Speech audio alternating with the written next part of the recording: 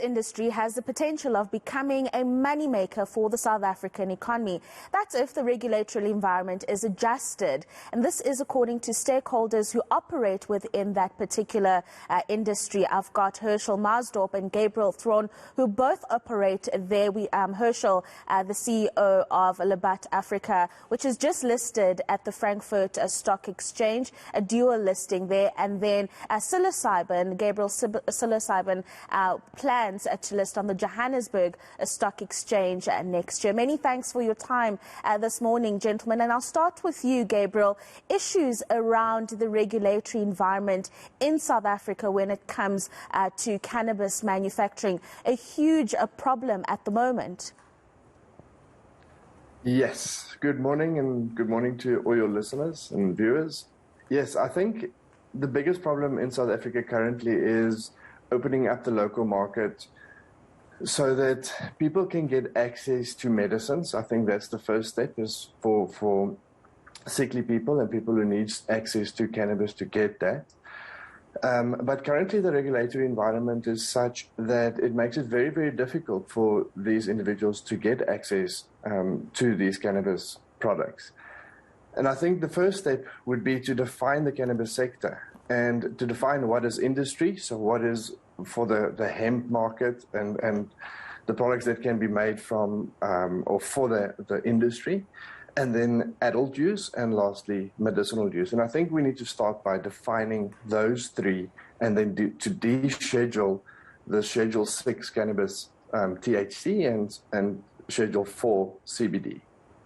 Right. Now, Herschel, you've just listed on the Frankfurt Stock Exchange, looking for opportunities for growth there. Talk us through what that unlocks for Labat Africa, and really just to maybe echo on what Gabriel has mentioned in terms of clearly defining what the market is actually offering.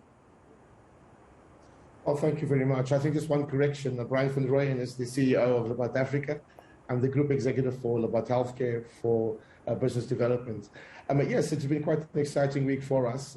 The German market is an interesting market.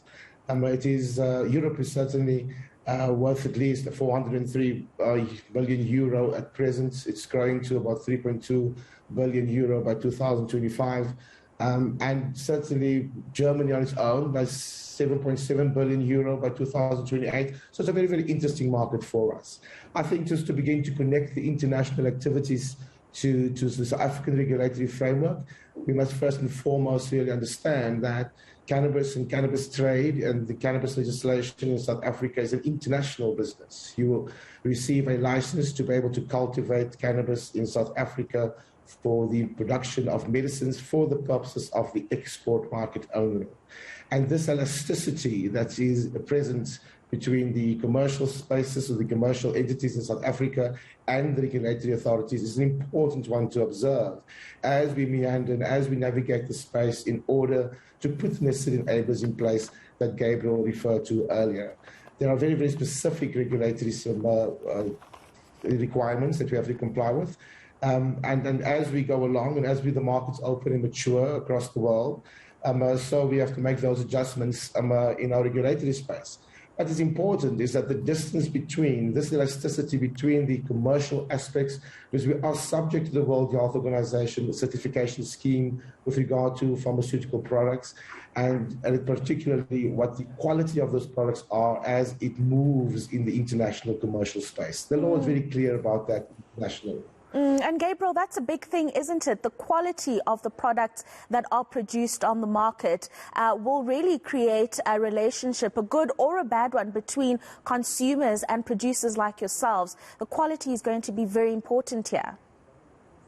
Yes, and I think we need to quickly split that into two sections. So if we're looking at the CBD market and the THC market, currently, CBD products are legal in South Africa, provided they are under 600 milligrams per bottle or 20 milligrams per dose.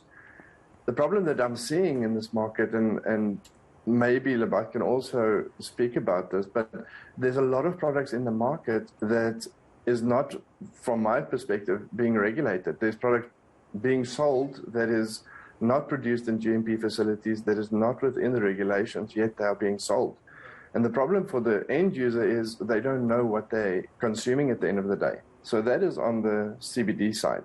On the THC side, that is still currently illegal to be sold, well, without prescription in South Africa. And that process is quite a tedious process. So what's happening is a lot of people are buying illegal, if I can call it that, THC products and flower from the market, and they don't know where that comes from.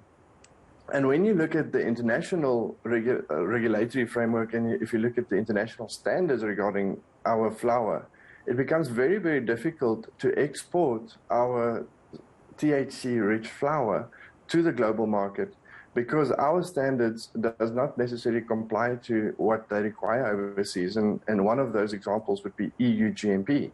Our flowers, there's not one facility in South Africa that's EU GMP compliant according to the EU standards. So it makes it very, very difficult. Yes, we need to export, but it makes it very difficult, and you have very limited countries that you can supply. Herschel, when we get that right, the quality, the regulatory environment, the potential that the industry actually has for South Africa's economy, perhaps just paint a broad picture of its potential in the economy, especially now that we're dealing with various things like COVID-19, unemployment. Surely this industry can unlock some hope for the economy if we get those various things we've just discussed right. I mean, absolutely. I think when one engages this particular market, it's important that we understand that the international sustainable development goals for 2030 is also very clear, with very clear parameters with regard to poverty alleviation, hunger eradication. There are some aspects related to social justice and the kind of in a macro sense. Here locally, particularly from a cost of production point of view, by square meter, our GMP cost of production is significantly lower than the rest of the world. So we become a viable option for the supply of our material, for the supply of our flour or of our floss, as it is referred to.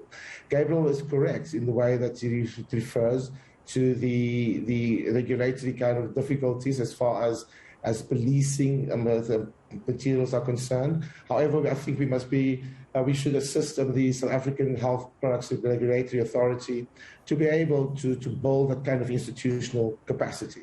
Firstly, before we talk about the metrics, about how much money can be made, it's important that we build this kind of institutional and industrial capacity. We need to understand what it is, what consumer education is in the first instance, what kind of thought leadership and regulatory kind of impetus it is that we represent as commercial entities in the space. So the qualification framework, for instance, for new occupational categories, the new jobs that will exist in the industry, whether it be from agricultural production or agricultural processing, whether it be the laboratory assistants or the regulatory and dispensary qualifications that are necessary. We must know who are the people who will be doing this work, what is the human capital job absorptive capacity of the sector. So these sectors, these metrics are important. However, as far as job creation is concerned, this is very, very real prospect for job creation, particularly from a hemp production point of view.